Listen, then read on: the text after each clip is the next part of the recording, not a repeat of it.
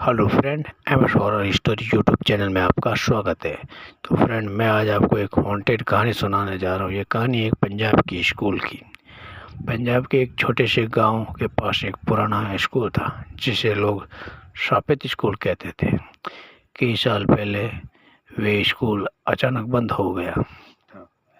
गांव वाले को कहना था कि हर रात ठीक 12 बजे स्कूल की घंटी अपने आप बजती थी और खाली क्लासरूम से बच्चों के पढ़ने की आवाज़ें आती थी।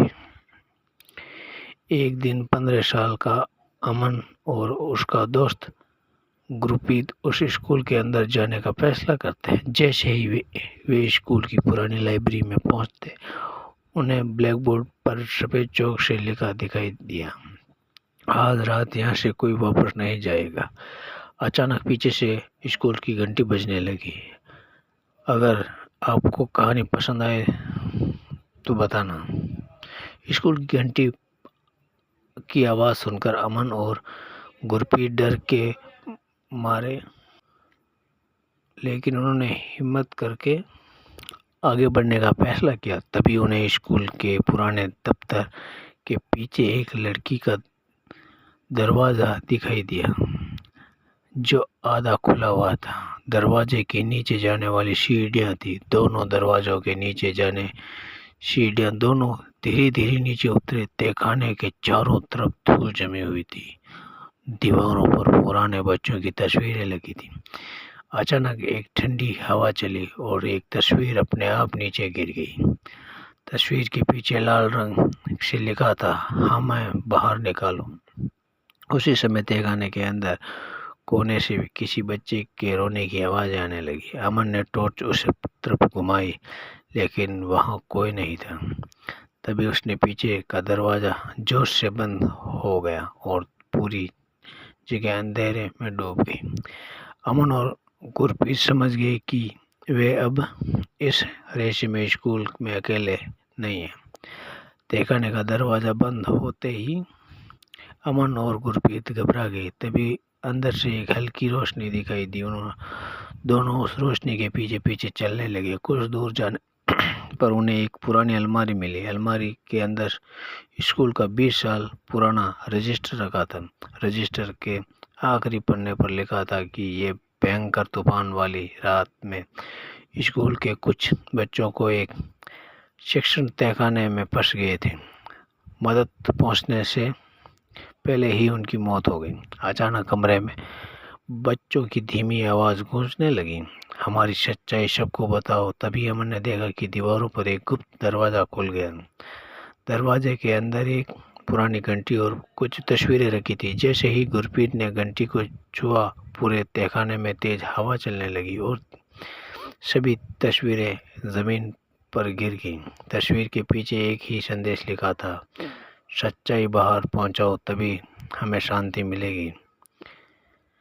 अमन और गुरप्रीत किसी तरह तहखाने के बाहर निकल गए। अगले सुबह वे गांव के सबसे पुराने बुजुर्ग सरदार हरनाम सिंह के पास पहुंचे और उन्होंने पूरी बात बताई। हरमन सिंह कुछ देर चुप रहे, फिर बोले, 20 साल पहले स्कूल में एक भयानक हादसा हुआ। तूफान के दौरान कुछ बच्चों और उनके शिक्षक तहखाने में फंस गए थे। उस समय स्कूल के मालिक ने अपनी गलती छिपाने के लिए सच्चाई किसी को नहीं बताई। उन्होंने एक पुरानी चाबी अमन को देते हुए कहा, ये चाबी स्कूल के प्रिंसिपल के कमरे में ही वहाँ और सब मिलेगा जो सालों से छिपा गया है।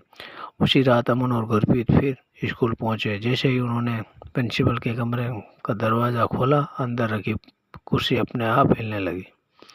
ब्लैक बोर्ड पर सफ़ेद चौक से उभरा हुआ लगे, सच्चाई अब बहुत करीब पहुंच चुकी है।